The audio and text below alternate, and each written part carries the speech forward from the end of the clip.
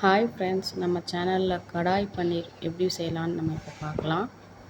அதுக்கு தேவையான பொருட்கள்: வெங்காயம் 2 எடுத்துக்கோங்க, தக்காளி 2, கொஞ்சம் ஒரு கைப்பிடி அளவு கொத்தமல்லி, கருவேப்பிலை, 2 பச்சை மிளகாய், பன்னீர், ஃப்ரெஷ் பன்னீர், அமுல் பன்னீர் நான் ஒரு பேக்கெட் வாங்கி வச்சுருக்கேன். நீங்கள் எந்த பன்னீர் உங்களுக்கு பிடிக்குமோ அதை வாங்கிக்கோங்க. தேவையான மசாலா பொருட்கள்: 2 கிராம்பு, ஒரு பட்டை, 2 ஏலக்காய், கொஞ்சம் சோம்பு, கொஞ்சம் சீரகம். இது எல்லாத்தையும் சேர்த்து ஒன்றா மொத்தமாக எடுத்து வச்சுக்கலாம்.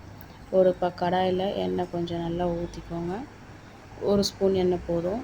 வதக்கிற அளவுக்கு வெங்காயம் 2 வெங்காயம் கட் பண்ணி எடுத்துக்கு, தக்காளி, இஞ்சி பூண்டு பேஸ்ட்டு, 2 பச்சை மிளகாய், அப்புறம் நம்ம எடுத்து வச்சுக்கிற மசாலா பொருட்களும் அதோடு சேர்த்துக்கோங்க. கடாயை நல்லா சேர்த்து கிளறி விட்டுக்கோங்க.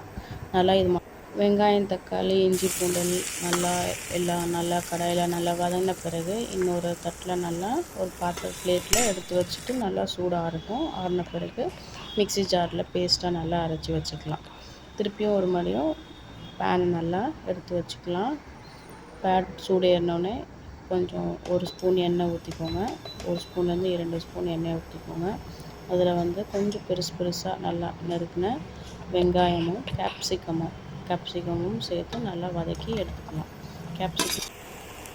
ஒரு பிளேட்டில் பன்னீர் நல்லா க்யூபாக நல்லா கட் பண்ணி எடுத்துக்கோங்க. அதையும் கொஞ்சமாக ஒரு எண்ணெய் ஊற்றி நல்லா வதக்கி பேனில் வதக்கி எடுத்து தனியாக ஒரு பிளேட்டில் எடுத்து வச்சுக்கலாம். வெங்காயமும் கேப்சிகமும் தனியாக எடுத்து வச்சுக்கலாம். பன்னீர் தனியாக எடுத்து வச்சுக்கலாம். மறுபடியும் பேன் எடுத்து 2 ஸ்பூன் எண்ணெய் ஊற்றி 2 இலை, அப்புறம் கொஞ்சம் சோம்பு, கொஞ்சம் சீரகம் சேர்த்து நல்லா எண்ணெயில் வதக்கிக்கோங்க. மிக்சியில் நம்ம ஏற்கனவே நல்லா அரைச்சி வச்சுருக்க அந்த மசாலா பேஸ்ட்டை நம்ம இந்த கடாயில் ஊற்றி நல்லா கொதிக்க விட்டுக்கலாம். அதில் தேவையான அளவுக்கு உப்பு, கொஞ்சம் உங்களுக்கு தேவையான அளவு உப்பு சேர்த்துக்கோங்க.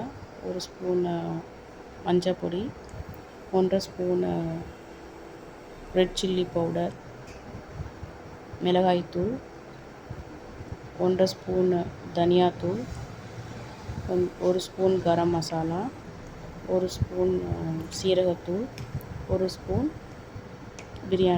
பிரியாணி மசாலா பவுடர். இது எல்லாத்தையும் சேர்த்து நல்லா கிளறி கொடுத்துட்டு நல்லா கொதிக்க விடலாம். நல்லா கொதிக்கட்டும். நல்லா கிளறி கொடுத்து நல்லா கொதிக்க விடலாம்.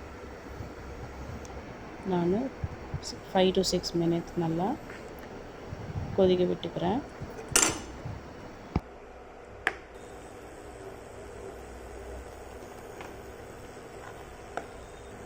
நல்லா கொதிக்கட்டும். கொதிக்கும் போது நான் ஏற்கனவே வதக்கி வச்சுருக்கேன் எண்ணெயிலே வதக்கின பன்னீரை எடுத்து நம்ம க்யூப்ஸ் எல்லாத்தையும் எடுத்து போட்டு கிளறி விட்டுக்கலாம். இதில் வெங்காயமும் கேப்சிகமும் நம்ம ஏற்கனவே நல்லா வதக்கி வச்சுருக்கோம். அதையும் சேர்த்துக்கலாம். இதில் நல்லா சேர்த்துட்டு மொத்தமாக நல்லா கிளறி கொடுத்துக்கோங்க. நல்லா கொதிக்கட்டும். பச்சை மணம் ஃபுல்லாக நல்லா போகும். அப்போ தான் நல்லா டேஸ்ட்டாக ருசியாக இருக்கும் சாப்பிட.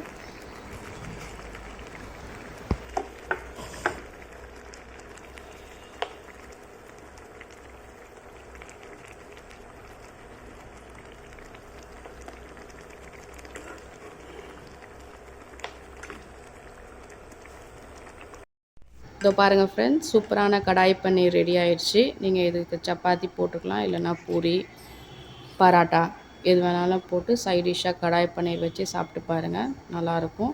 எப்படி இருந்ததுன்றதை நீங்கள் சொல்லுங்கள். இதை நம்ம நெக்ஸ்ட்டு நல்ல ரெசிபியோடு நம்ம சேனலில் பார்க்கலாம். Bye friends.